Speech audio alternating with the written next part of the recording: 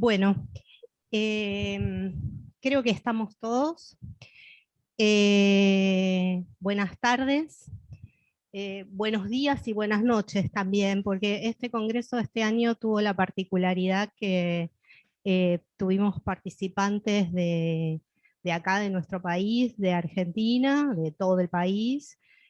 Tuvimos participantes de Latinoamérica que tienen diferencias horarias con nosotros, y también tuvimos participantes de Europa, que es de noche allá en este momento. Entonces, como no tengo idea quiénes están ahora conectados, hago la salutación triple. Bueno, mi nombre es Andrea Pontoriero, voy a coordinar este cierre del Congreso. Yo soy la coordinadora general del Congreso hace 8 años. Este Congreso comenzó siendo de tendencias escénicas, y después, dado que, bueno, dentro del campo de lo que es lo escénico y de lo que son las artes en general, la hibridación y la multidisciplina es algo que es obvio hace mucho tiempo en realidad y cada vez más. Entonces, hace 2 años decidimos que este congreso fuese de tendencias escénicas y audiovisuales. Y este año incorporamos también el tema de lo digital, que en realidad estaba de alguna manera incorporado en los años anteriores, porque teníamos, de hecho, muchos trabajos que tenían que ver con los videojuegos, con la realidad inmersiva, y bueno, todas cuestiones que tenían que ver con lo digitales, pero no estaba enunciado en el título. Y como siempre, bueno, creemos que todo está en cambio y en mutación perpetua, nos parece también que tenemos que trabajar bueno, sobre nuestra identidad y sobre cómo también vamos cambiando y haciendo más inclusiva nuestra identidad como Congreso.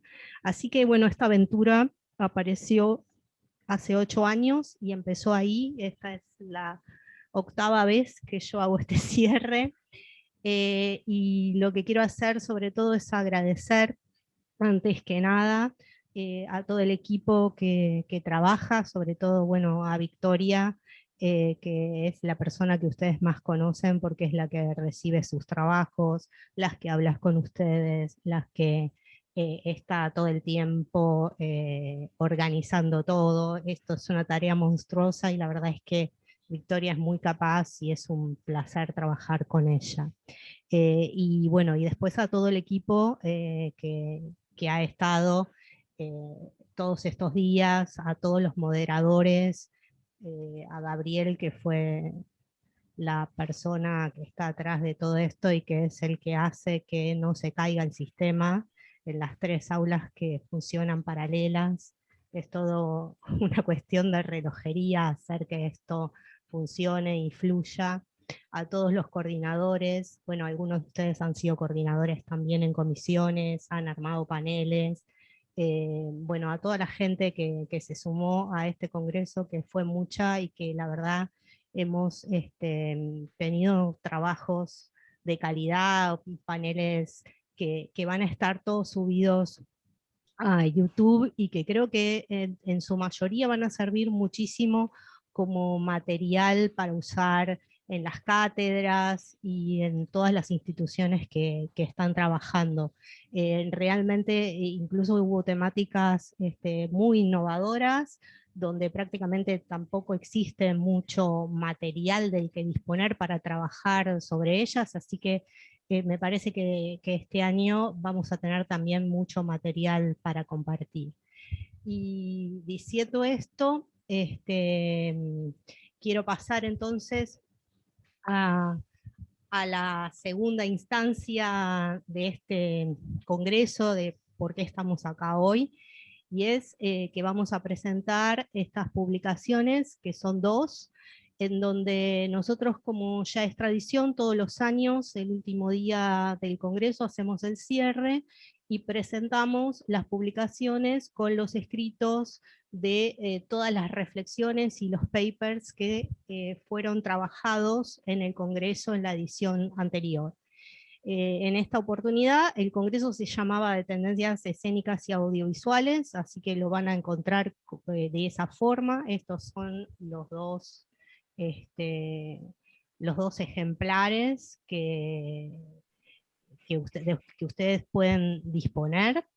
Los encuentran en la web de la facultad y lo que quiero decir es que, bueno, a diferencia de otros años que hacíamos también la edición en papel, este año por razones obvias todo es virtual, y entonces estas publicaciones están subidas en PDF en las direcciones que ven abajo en la pantalla, y bueno, pueden contar con ellas en este mismo instante. Se conectan y se las bajan completas.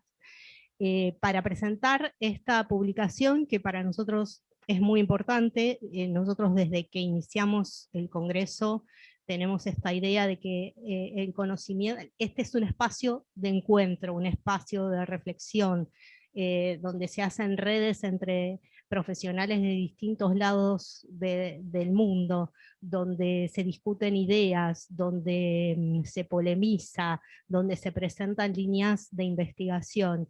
Y todo eso nos parece importante que circule, y una de las formas de que circule es que se publique. Entonces nosotros como facultad tenemos una política de publicación, y por eso seguimos en esta tradición de publicar todo lo que se hace en el Congreso. Todos los que expusieron este año tienen la posibilidad de publicar, y lo estaremos presentando en el Congreso del año próximo.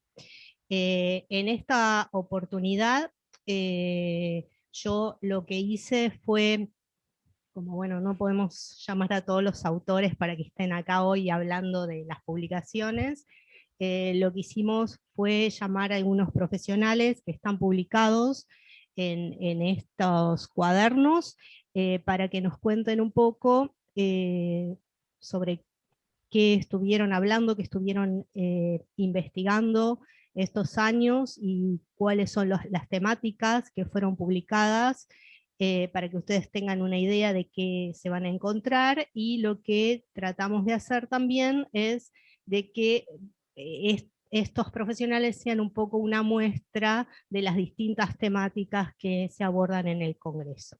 Así que, sin más preámbulos, le voy a dar la palabra a Marcelo Foliari para que él comience a hablar. Marcelo, si querés, prendete tu micrófono. Aprendido, creo, ¿no? Sí, ¿se me escucha? Perfecto, perfecto. Bueno, genial. Gracias. Si querés, presentate un poquito, contá de qué área venís, y después contá qué hiciste en esta publicación. Bien, bueno, mi nombre es Marcelo Folari, yo soy productor musical egresado de esta casa de estudios de la Universidad de Palermo. Es mi segunda carrera, mi primera carrera es Sociología de la Universidad de Buenos Aires. Uno dirá, ¿qué hace un sociólogo con la música? Que toda mi vida hice una especie de, fui medio barman, ¿no? De un día trabajaba de sociólogo y a la noche me calzaba la guitarra y tocaba en una banda. Eso lo hice durante muchísimos años. Pero bueno, es una síntesis de lo que soy hoy. Hoy soy docente de la materia Producción Musical 1, entre paréntesis eventos musicales, de la carrera de Producción Musical y también de Creación Sonora. En cuanto, voy a tratar de ser muy breve, porque el tiempo pasa y ya pasó 1 minuto y 10. Fui panelista esta semana en relación a uno de los trabajos que estoy presentando para investigación DC para el segundo cuatrimestre del año pasado, que es la música en vivo en tiempos de pandemia. Acabo de terminar otra charla que duró hasta las 5 de la tarde, que fue con jóvenes productores musicales. Bastante interesante cómo las nuevas camadas empiezan a hacer un montón de cosas en 2 o 3 años, empiezan a desarrollar su carrera muy raudamente. El año pasado me tocó coordinar la comisión de política, creo, y arte y política, una comisión muy interesante donde tenía que ver justamente cómo las diferentes expresiones del arte vinculan la situación social y política en diferentes momentos, ¿no? La música, el teatro, el cine también, y la verdad es una comisión interesante y fuerte, y a mí me tocó también hacer la ponencia sobre esos temas. Con respecto al trabajo que van a haber publicado este año, tiene que ver sobre la temática del rock y particularmente sobre la gran discusión que se da en estos últimos años sobre la muerte del rock. Digamos, ¿murió el rock? ¿No murió el rock? Bueno, ahí hay toda una temática que se está discutiendo y que en realidad yo la trato de sacar en mi investigación desde lo musical y vincular a un montón de factores sociales y culturales que tienen que ver con eso. Primero, el cambio en la cultura, digamos, la cultura del post-2000 no es la misma que la cultura pre-2000, ¿no? Hay muchos factores que tuvieron que ver con eso y otro gran factor que tiene que ver con este tema es la tecnología, ¿no? La tecnología cambió drásticamente la forma en que nosotros accedemos a la cultura y como parte de la cultura a la música también. Y dentro de la música el género rock, ¿no? Otro aspecto importante que tiene que ver en este trabajo de investigación tiene que ver con la globalización y el acceso a muchas músicas del mundo, en donde la tecnología también tiene mucho que ver, ¿sí? Que antes por ahí eran más difíciles de conseguir, digamos. Hoy si yo quiero escuchar música de la India, busco en YouTube música de la India y aparece música de la India, quiero escuchar música folclórica regional africana, la encuentro, y bueno, y en este proceso el rock es como que perdió mercado frente a muchas otras músicas que se empezaron, ¿sí?, a diseminar alrededor del mundo como consecuencia de la masificación de Internet. Dentro del aspecto tecnológico, yo también hablo del tema de la muerte del rock como el gran proceso de homogeneización en la música que se da como consecuencia de los procesos de producción, de creación de canciones, ¿no? Tiene mucho que ver acá la creación a fines de los años 90 o mediados de los años 90 de herramientas como Pro Tools, ¿sí?, como Ableton, ¿sí?, donde en realidad lo que hace es tecnificar el proceso y donde ese error que se permitía en la música rock en los años 70, que era parte de la onda, del groove, del feel que tenía un artista, hoy pasa a ser algo que está mal y a corregir quirúrgicamente en el proceso, ¿no?, de copiado y pegado que hay en el proceso de producción.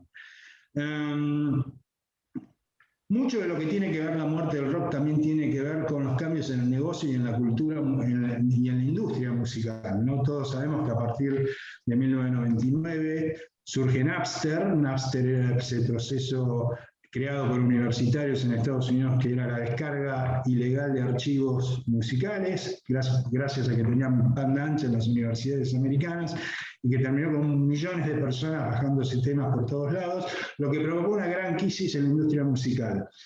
Más recientemente, el tema de la muerte del rock surge por el bajista de Kiss, Gene Simmons, el que saca la lengua, ¿sí?, que dijo: el rock ha muerto, no tiene futuro, las nuevas camadas en la industria musical. Ahora esto lo dijo en el 2015, y lo interesante es que en el 2015 fue el peor año para la industria musical en toda su historia. Fue como una novela caída abrupta en ganancias que se empieza a recuperar recién en el 2016, 2017.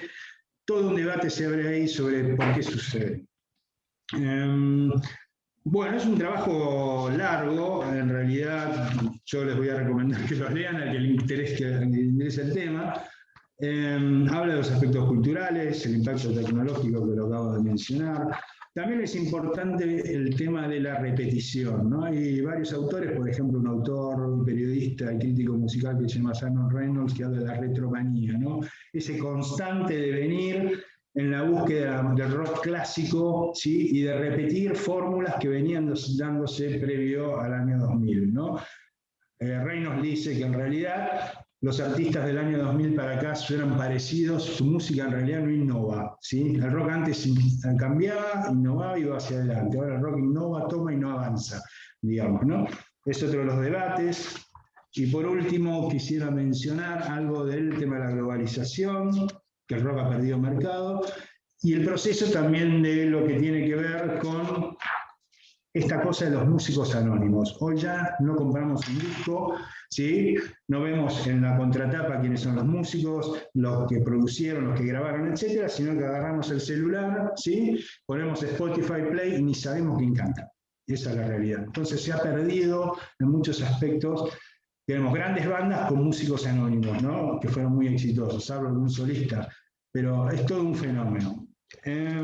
¿Se puede decir que el rock murió? La respuesta es no, obviamente no murió el rock. Pero claramente el rock hoy está en una especie de margen, al costado, esperando volver a salir, sobre todo si uno mira Spotify, hoy la lista de los 100 temas más escuchados en Spotify, casi no hay temas de rock. Pero bueno, se debe a un montón de factores que podemos usarlos como, mencionarlos como extra musicales. Marcelo, tendrías que ir terminando. Cierro acá y los invito a leerlo y comentarios, estoy abierto a los comentarios en su momento cuando quieran hacerlo, me encuentran Marcelo Folari Google, docente UP, ahí me van a encontrar. Muchas gracias a todos por escucharme. Podés, si querés, poner tu contacto en el chat, por si a alguien le interesa contactarte. Seguimos gracias. con Malena Graciosi. Malena. Hola, buenas tardes. Muchas gracias, Andrea, por la invitación a participar de este cierre. Mi nombre es Malena Graciosi, yo vengo del ámbito del hacer teatral. Soy compositora y productora de sonidos específicamente para espectáculos de teatro, y mi formación siempre fue el escenario. O sea, estudié música en instituciones, en un conservatorio, hice algunos cursos de composición, y después me formé en el hacer teatral. Siendo ya un poco más grande y con cierta experiencia en la disciplina, empecé a intentar buscar textos que documentaran lo que hacíamos cuando proponíamos música en una obra de teatro. Y me llevé la sorpresa de que, a pesar de que existen libros de escenografía, de vestuario, de puesta en escena, de actuación, de nuestra disciplina no hay prácticamente materiales escritos que tengan que ver con la especificidad teatral. Entonces, en ese momento empecé como por un deseo personal, a investigar un poco, voy a compartirles algunas imágenes brevemente, a investigar un poco en cuáles son las particularidades de lo sonoro cuando lo subimos a un escenario de teatro. Y así nace como un emprendimiento casi personal que se llama y se llamó sonidoescénico.com y el laboratorio de sonido escénico. Y rápidamente se empezó a revelar la necesidad de generar experimentaciones, documentarlas, juntarnos entre colegas. Y fue algo que empecé a charlar con bastantes colegas, porque existimos personas que nos dedicamos a esto. Pero aparentemente es una disciplina que no se estudia en las escuelas ni de música ni de artes escénicas. Ahora, yo personalmente, mis mejores amigos músicos trabajan en teatro, entonces realmente existimos como hacedores y profesionales. Empezó la pregunta de, bueno, ¿qué hacemos cuando hacemos música para teatro? ¿Es igual que cuando hacemos música cinematográfica? ¿Es igual que cuando hacemos música audiovisual? Y estos encuentros empezaron a crecer, y empezaron a surgir algunos breves artículos, y enseguida, para mí, se reveló el espacio de tendencias escénicas como un espacio de encuentro. Enseguida, Ronnie Kesselman, un amigo personal, gran colega que se dedica a las artes escénicas, me dijo, ¿por qué no te venís al Congreso? Y así somos un poquito más, tratemos de armar aunque sea una mesa que se dedique específicamente a estas cuestiones. Fui por primera vez a un congreso, ni siquiera como expositora, o sea, como asistente, me lo encuentro a Diego Weiner, otro gran colega, y me encuentro de repente una mesa ahí incipiente con gente realmente muy grosa en esta tarea. No me acuerdo bien exactamente por qué motivo, pero hablamos con Andrea Pontoriero, y yo esto se lo comenté, como que qué bueno esto que estaba pasando en la UP, que aunque sea empezábamos a existir como una mesa independiente, éramos 4 o 5 personas que nos juntábamos, cual club de bochas, una vez al año a quejarnos de nuestros problemas, porque en realidad los músicos de teatro tenemos más problemas que otra cosa. Pero también, además de eso, empezaron a surgir reflexiones, empezaron a surgir algunas cuestiones que tenía sentido empezar a poner por escrito, y en ese momento, bueno, esto no lo voy a compartir todo porque es muy largo, dejo ahí algunas imágenes, empecé a generar algunos escritos en un blog que sigue estando online, que se llama sonidoescénico.com, que intentaba compartir algunas definiciones de la disciplina, y enseguida se convirtió también en un espacio de encuentro para estudiantes de artes escénicas. Porque los estudiantes de artes escénicas buscan mucha data que tenga que ver con lo sonoro en escena, que no es igual, pero tiene mucha similitud con el sonido 5.1. El sonido teatral tiene la capacidad de ofrecerte la posibilidad de vivenciar el relato sonoro como lo hace el sonido inmersivo, pero es el tatarabuelo. El teatro fue el que inventó esta cuestión de compartir historias, también a través de un plano sonoro, y esto fue mutando y hoy en día estamos acostumbrados a este tipo de recepción sonora, pero sigue siendo totalmente relacionado a este tipo de propuesta sonora. El laboratorio de sonido escénico sigue existiendo de maneras diversas, pero hay algo que por lo que yo me siento sumamente agradecida con el espacio de la UP, es que me facilitaron muchas veces el espacio para poder compartir materiales y que llegaran a un lugar en el que realmente había interlocutores que querían ese tipo de contenidos. Entonces, todo esto que les estoy contando empezó a convertirse también en algunos escritos un poco más formales, hasta que un día, bueno, decidí poner toda la fundamentación de todo el recorrido que habíamos hecho, porque fue un proceso también colectivo con el apoyo de actores, amigos y músicos que se prestaban a, bueno, juntémonos en una sala a hacer ejercicios, a hacer consignas, a hacer exploraciones, pero que después todo eso quedara documentado. Porque si no son como lindas situaciones, pero si otros no las pueden aprovechar, se pierden en el espacio y en el tiempo. Entonces, de alguna forma, eso se convirtió en escritos un poco más formales. Uno de ellos, tengo hoy el agrado de decir que lo tengo publicado, a pesar de haberme formado en el hacer. O sea, yo no vengo del ámbito universitario, pero tengo hoy día la satisfacción de que he logrado, gracias al conjunto de colegas que se juntan en la UP, que nuestra disciplina tenga algunos escritos académicos que nos acompañen un poco en esto de hacer presión y existir un poco más. Así que muchas gracias a todos por este espacio y a Andrea por el espacio de los últimos años. No, por favor, la verdad, un placer, fue un placer leerlo también, así que invito a todos a, como ven, bueno, ya los dos expositores que escuchamos, los dos tenían que ver con la música desde lugares bastante diferentes, y bueno, ahora nos vamos a trasladar al cine, así que le vamos a dar la palabra a Marcelo Lali. Hola, ¿qué tal? ¿Cómo están? ¿Se me escucha bien? Perfecto. Bueno, ¿qué tal? Bueno, acá como Andrea me presentó, soy Marcelo Lali, soy docente de la Facultad de Diseño y Comunicación de la Universidad de Palermo.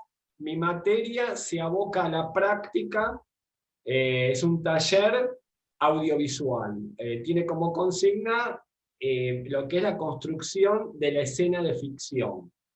Participé en Tendencias 2020, en el área justamente audiovisual, coordinando dos comisiones que realmente me resultó muy grato, no solo por el intercambio, sino por que yo realmente pude acceder a muchísima información de la cual carecía, y me llevé una serie de sorpresas, digamos, que tienen que ver también con que el audiovisual estaba muy corrido de lo que es la pantalla. O sea, yo esperaba encontrarme con directoras y directores de cortometrajes, de largometrajes, de publicidad, de documental, y me encontré con muchísimo material que tenía que ver con justamente la escena, o sea, la pantalla, el audiovisual llevado a lo que es la escena. En principio, en la primera de las comisiones, noté, digamos, tres factores que se repitieron un poco también en la segunda, pero con más énfasis en esta primera.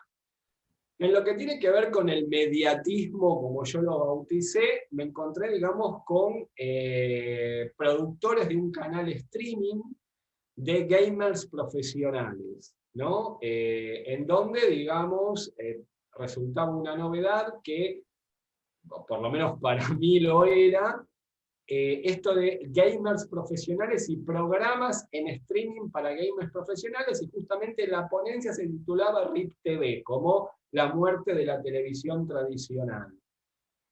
Esto, digamos, era un gran emprendimiento que los realizadores venían a compartir con nosotros en la mesa, y me llamó muchísimo la atención cómo era la dinámica de, sí, estaban emitiendo en un determinado día y horario, se emitía de manera permanente, y me empezaron a hablar de los bloques de LIB y de las diferencias que había, digamos, con la televisión preexistente. Muy interesante.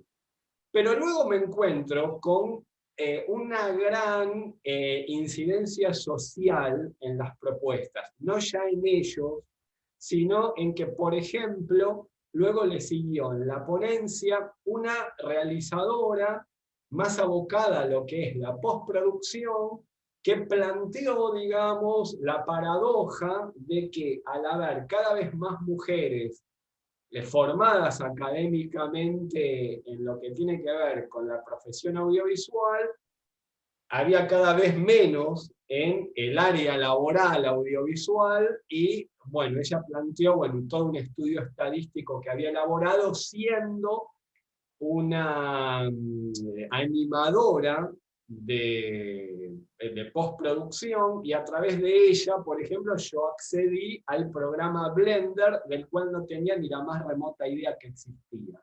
Ahí fue la prueba cabal de cómo a mí, como coordinador y como partícipe de esa mesa, me sirvió el aporte de ella.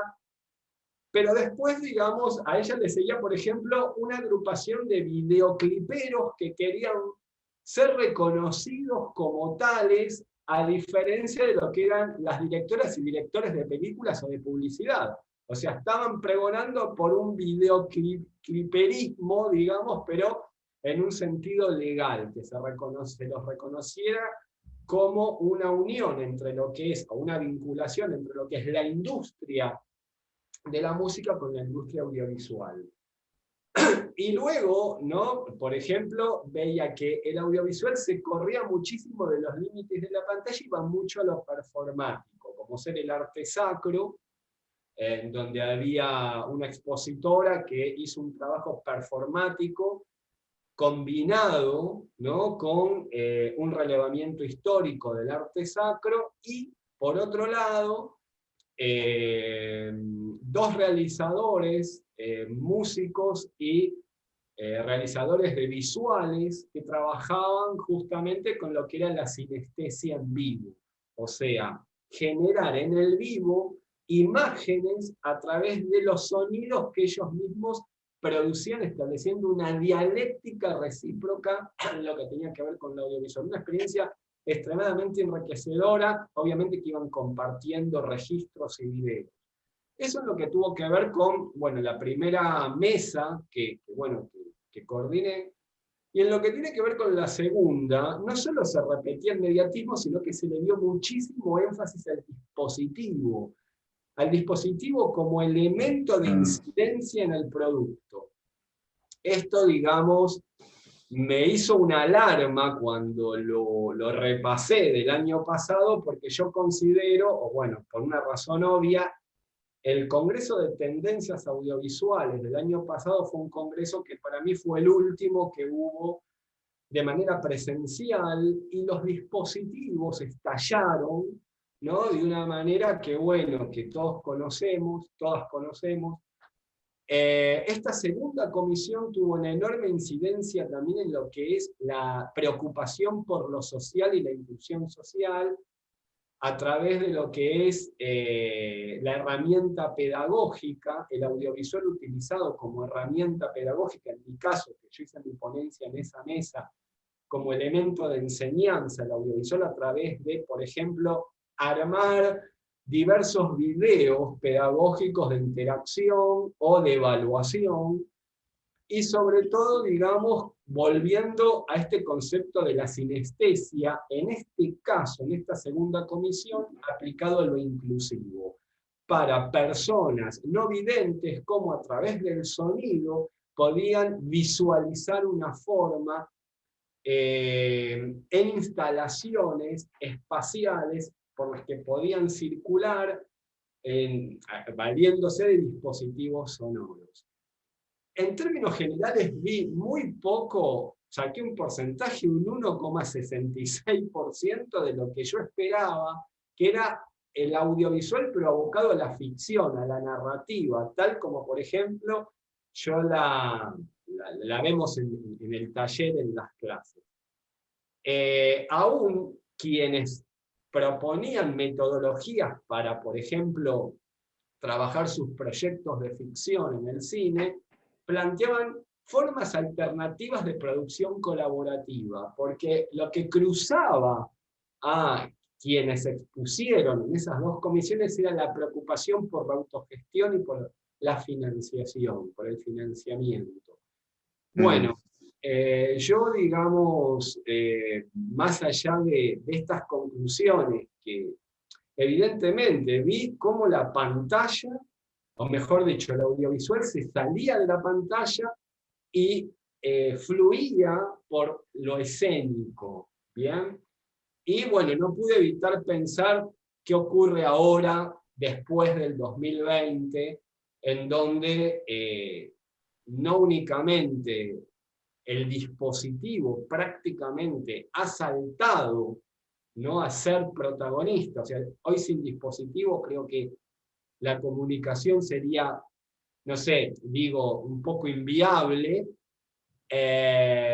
Entiendo que quienes se abocan a las artes escénicas se han visto quizás, o la influencia del aislamiento tuvo mayor incidencia en las artes escénicas, quizás no lo sé del todo, es un prejuicio de mi parte, que es lo que refiere un poco más específicamente a mi área, en donde en lo audiovisual puede seguir habiendo producción, más allá de que como docentes y como realizadores nos estamos rebanando los sesos para encontrar métodos sanitarios de set, de recuperar el set.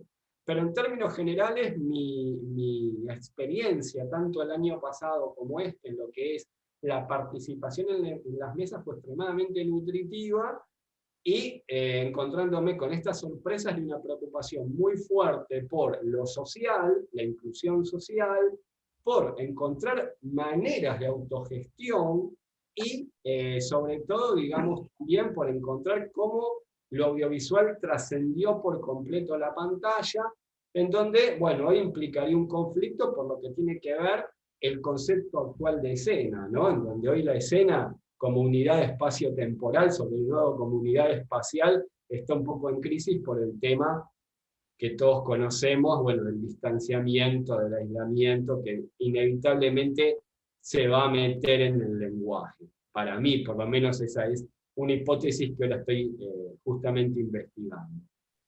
Eso es todo. Muchísimas gracias, Marcelo. Sí, la verdad es que estás acá hoy también porque Marcelo coordinó 2 comisiones y además hay un paper de él publicado, y la verdad es que incluso creo que se notó hoy en los papers que él escribió sobre las comisiones. Es muy interesante el recorrido que él marcó de todas esas problemáticas que se habían trabajado y que, bueno, que le pudo dar también como un hilo a trabajos de otros, ¿no? Y eso a mí me parece muy importante. En la primera parte del libro ustedes van a encontrar los papers de los coordinadores, y esos papers justamente lo que trabaja es que ellos, digamos, dan cuenta de las líneas de investigación que se discuten y se debaten en las comisiones de las cuales ellos son coordinadores. Así que bueno, muchísimas gracias, Marcelo, por tu aporte personal y también por tu aporte como coordinador. Vamos a seguir entonces con Miguel Ludueña, que bueno, ellos están ya hace un tiempo trabajando en el tema de la producción y ya participaron también de varios congresos. El año pasado ustedes armaron un foro y escribieron sobre eso. Dale, Miguel. Así es. Bueno, me pongo el cronómetro, por eso miro.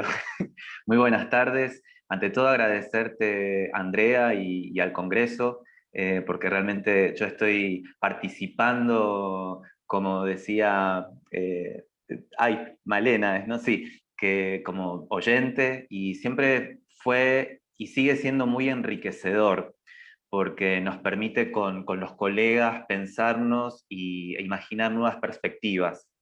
Y en estos años, bueno, estábamos trabajando juntos con Raúl Santiago Algán y con Paula Travnik.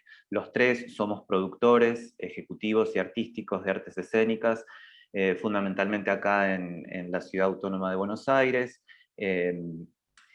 Bueno, en el ámbito, en el circuito alternativo, por ahí tenemos incidencia en los otros ámbitos, y lo que observamos y sobre lo cual hemos escrito es la precarización laboral, ¿no? en el teatro alternativo, con una reflexión desde la producción integral de las artes escénicas, ¿no? Porque Buenos Aires está reconocida a nivel mundial como un espacio cultural, multicultural, con mucha producción, pero esto implica que hay una sobreoferta.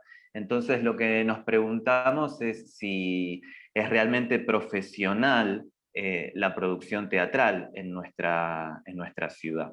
Y nosotros venimos así haciéndonos preguntas desde hace un par de años, y lo que estamos intentando es problematizar justamente las formas de producción autogestiva, ya en nuestro país, en tensión con las dinámicas de producción, de circulación y de recepción teatral contemporáneas, ¿no?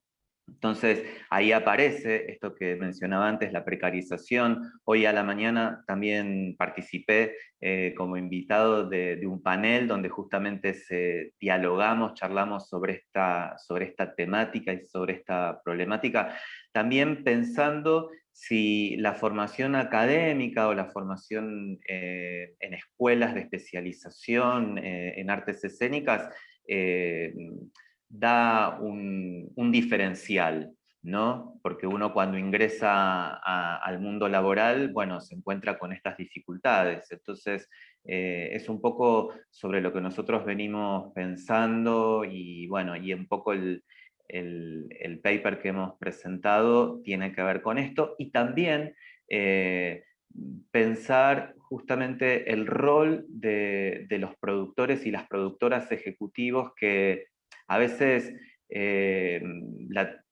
hay un gran desconocimiento aún hoy de qué es lo que hace un productor, ¿no? Y nosotros lo que estamos justamente es como plantando bandera, porque bueno, justamente lo que hacemos es pensar la integralidad, ¿no? Es como ver la película entera, desde el momento cero hasta más allá del final, ¿no? Entonces, bueno, un poco es sobre lo que nosotros hemos escrito y sobre lo que vamos a seguir trabajando y desarrollando. Así que bueno, muchísimas gracias.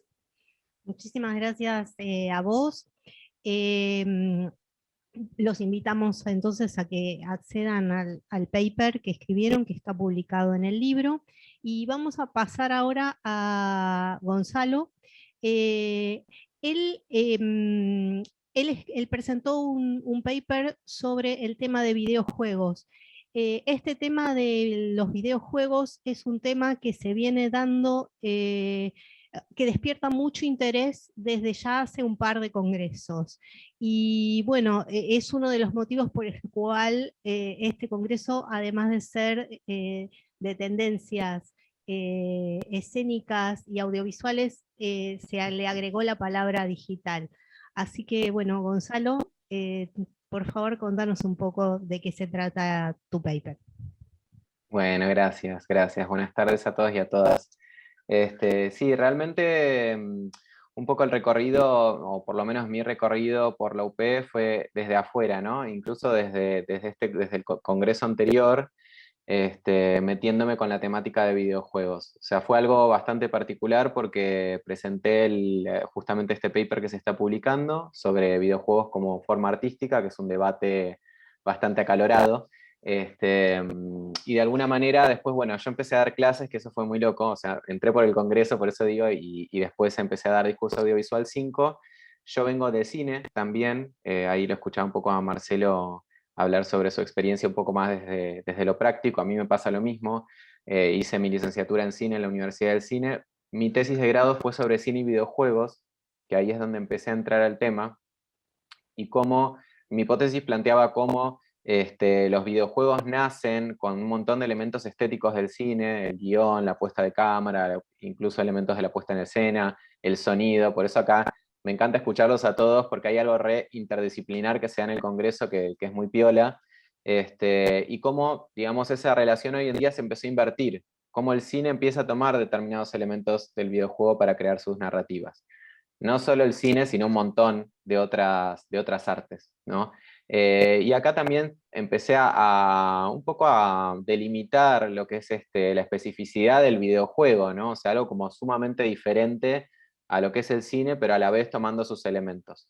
De ahí es que empecé, por lo menos presenté el año pasado este paper y me empecé a abrir un poco más académicamente lo que es la investigación, ¿no? Que en el videojuego es algo muy particular, porque no hay mucha, o sea, si bien hay investigación, no hay tanta, sobre todo de temas más específicos. Por ejemplo, yo ahora presenté un proyecto de investigación que es por estímulo a la investigación también del UP, sobre representación de personajes LGBT en videojuegos. Bueno, desde ya que no hay nada en español de ese tema. Entonces está bueno, o por lo menos a mí lo que me interesa del Congreso y del espacio del Congreso que se fue dando, es sentar ciertas bases teóricas que hasta ahora son muy pocas de lo que es el videojuego. De hecho, ayer, que fue antes de ayer cuando nos tocó la mesa de este año, que presenté un poco lo que era mi proyecto de estímulo a la investigación, se dieron un montón de charlas sobre todo esto, ¿no? ¿Es el videojuego un arte? O sea, volvió a salir la pregunta, que eso es muy, muy particular. Yo les conté que había presentado un paper el año pasado sobre el tema en el Congreso, y nos pusimos a debatir y se armó como un debate bastante candente sobre esto.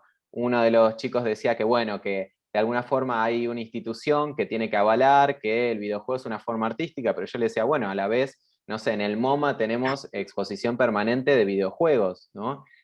Cómo también el videojuego se fue metiendo o instalando en la institución museística, ¿no? Como empezó a quebrar, como hizo el cine en un momento, empezó a quebrar sus límites. O sea, salió de la consola, por decirlo de alguna manera, y se expandió, como el cine expandido, ¿no? La teoría del cine expandido de los 70s. Entonces digo, hay algo ahí del videojuego que está también, que se está rompiendo, que está yendo a otros lugares y está hibridando. Sobre todo esto, pensarlo como una forma artística. Bueno, en un momento fue industrial, así como el cine, ¿no? Tenemos un cine, me hace acordar un poco a Pino Solanas, que hablaba de esta taxonomía de primer cine, segundo cine y tercer cine, ¿no? Hay un primer cine más industrial, un segundo cine un poco más de autor, y un tercer cine que vendría a romper, a revolucionar. Bueno, el videojuego está un poco también como yendo por ese camino. Tenemos videojuegos súper industriales, pero a la vez tenemos videojuegos que son muy artísticos. Hay artistas, por ejemplo, yo tenía un ejemplo ahí de Gris, el paper, si lo leen, está, o por lo menos para que vean un trailer, que es un videojuego armado todo como unas especies de acuarelas, los dibujos son acuarelados, la música está hecha por compositores de Berlín, como que se empezó a hacer también este trabajo interdisciplinar que también se genera en el cine, ¿no? No sé cómo voy de tiempo, pero bueno, no puse el cronómetro, me olvidé. Un minuto. Pero bueno, de alguna forma eso, me interesa participar del Congreso, seguir participando, digamos, desde la investigación, que no hay demasiado en el área, y poder generar debate, que es un poco lo que me hacía acordar de Malena, que no hay espacio hoy en día para debatir desde lo académico y lo teórico sobre videojuegos. Y haciéndolo y mixeándolo con un montón de otros temas. También lo escuchaba a Marcelo hablar de la sociología. Yo, bueno, hay un montón de estudios sociológicos que yo tomé para poder hablar de esto, de los personajes LGBT en los videojuegos, o teorías de género, ¿no? A Judith Butler agarré. Entonces digo, bueno, cómo esos debates también empezaron a atravesar y empezaron también a meterse en algo que aparentemente parecía industrial, que era el videojuego, y pasó a hacerlo, a resignificarlo de una forma totalmente diferente. Así es que, bueno, gracias Andrea por la oportunidad de hablar un poquito sobre lo que estoy investigando. Y bueno. Gracias a vos. La verdad es muy interesante tu trabajo.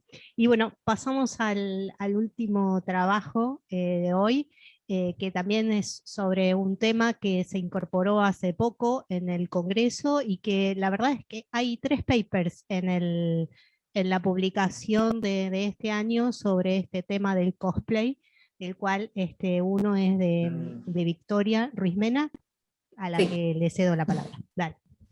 Bueno, ¿qué tal a todos? Buenas tardes. Les cuento un poquito más o menos de dónde surgió esta sinergia de cabezas, ¿no? Que estuvimos trabajando en el tema. En realidad, yo soy biotecnóloga, y ustedes me dirán, ¿qué hace una biotecnóloga en un congreso de tendencias escénicas? Y bueno, como algunos de ustedes, como Marcelo, como Malena, soy un poco híbrida, ¿no? O sea, tenemos un poquito la pata en varios lados. Y yo arranqué con el cosplay cuando era bastante chiquita, tendría 15 años, en el 99, y bueno, obviamente este boom me explotó. Entonces, yo me fui encontrando a lo largo de toda esta disciplina con otras chicas que tenían como sus o sea, también eran de otras disciplinas, practicaban la actividad, y decidimos armar entre las 4 un trabajo que para este congreso, o mejor dicho, para el del año pasado, lo tuvimos que dividir, porque era inmenso.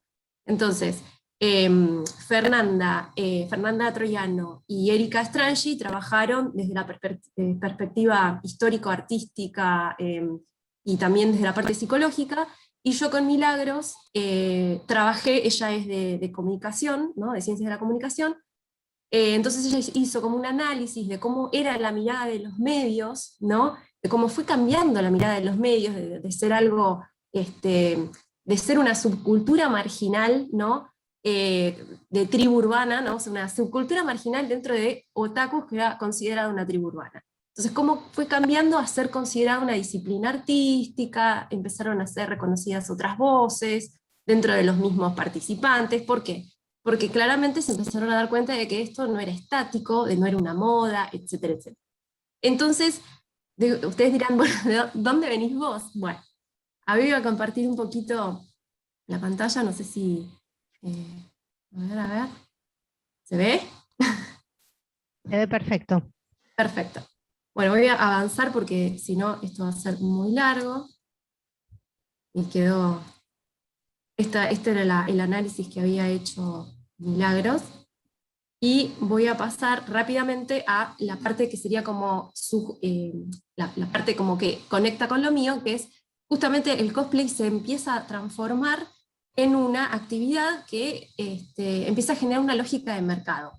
¿Una lógica de qué tipo? Hay un interés empresarial, hay un interés cultural y hay un interés académico, ¿no? Empiezan de repente a estudiar la actividad dentro de otras disciplinas. Y bueno, entonces, una de las cosas que a mí se me venía a la mente era, yo hago divulgación científica y siempre me interesó mucho buscar herramientas dentro de la cultura popular, ¿no? Que me conectaran con el público, ¿no? Y la cultura popular o la cultura pop es como que se retroalimenta, o sea, el ejemplo que yo les pongo acá es de Neil deGrasse Tyson, que apareció en un cómic de Superman, como él mismo, y en Los Simpson. Obviamente, como por ejemplo en el Superman, el tipo como que ya determina cuál es el planeta que corresponde a Krypton, ¿no? El planeta de Superman. Entonces yo dije, apa la papa, ¿no? O sea, nos escuchan o nos ven de alguna manera. Y bueno, obviamente todas las herramientas que aparecen son un montón. Entonces yo dije, bueno, vamos a utilizar el cosplay como un vector cognitivo y vamos a ver qué pasa. Y bueno, tuvimos experiencias, estuve en la experiencia en el Museo de La Plata, en donde, bueno, cuento un poquito de qué se trató, cómo funcionó, si se repitió de hecho con otro personaje. Y a lo último digo, bueno, voy a tomar, en vez del personaje que ya existe, con un universo ficcional que ya existe, y qué tal si lo inventamos nosotros, ¿no? Entonces, bueno, la idea era contar un poco la experiencia de cómo se eligió, cómo se creó el personaje, con qué elementos, etcétera, etcétera. obviamente recibiendo todo lo que el público estaba consumiendo en ese momento, y bueno, generar un poco esta experiencia y cómo resulta. Bueno, básicamente lo hice como súper rápido para contarles un poco de qué trata un poco nuestro paper que elaboramos con Milagros.